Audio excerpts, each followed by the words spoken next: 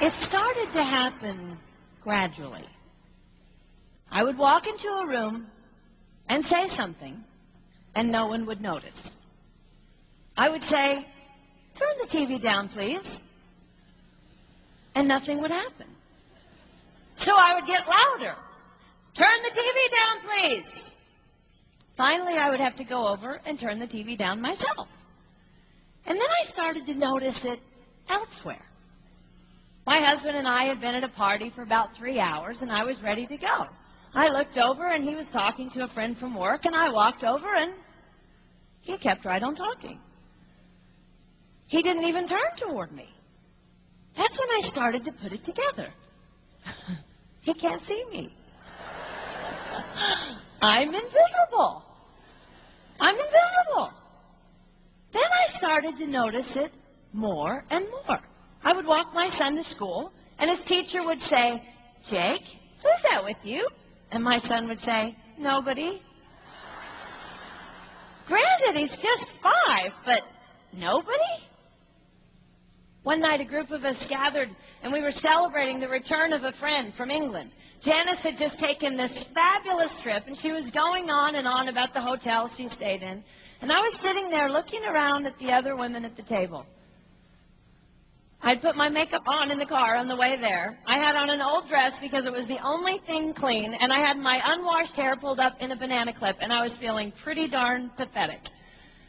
And then Janice turned to me, and she said, "I brought you this." It was a book on the great cathedrals of Europe. I didn't understand. And then I read her inscription. She wrote, "With admiration for the greatness of what you are building when no one sees." You can't name the names of the people who built the great cathedrals. Over and over again, looking at these mammoth works, you scan down to find the names, and it says, "Builder, unknown, unknown, unknown." They completed things not knowing that anyone would notice. There's a story about one of the builders who was carving a tiny bird inside a beam that would be covered over by a roof. And someone came up to him and said, "Why are you spending so much time on something no one will ever see?"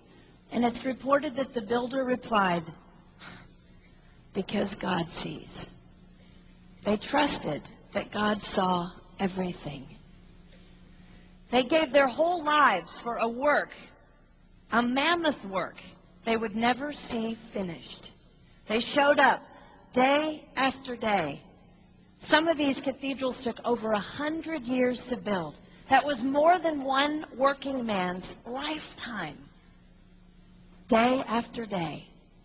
And they made personal sacrifices for no credit. Showing up at a job they would never see finished, for a building their name would never be on.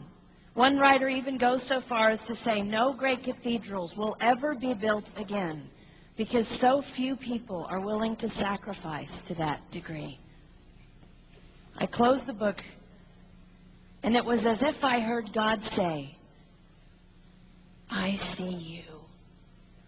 You are not invisible to me. No sacrifice is too small for me to notice. I see every cupcake baked, every sequin sewn on, and I smile over everyone. I see every tear of disappointment when things don't go the way you want them to go. But remember, you are building a great cathedral. It will not be finished in your lifetime, and sadly, you will never get to live there. But if you build it well, I will." At times, my invisibility has felt like an affliction to me. But it is not a disease that is erasing my life. It is the cure for the disease of self-centeredness. It is the antidote to my own pride. It's okay that they don't see.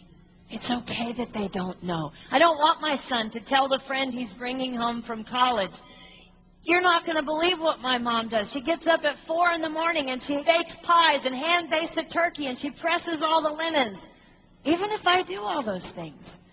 I don't want him to say that. I want him to want to come home. And secondly, I want him to say to his friend, you're going to love it there. It's okay that they don't see. We don't work for them. We work for him. We sacrifice for him. They will never see. Not if we do it right. Not if we do it well. Let's pray that our work will stand as a monument to an even greater God.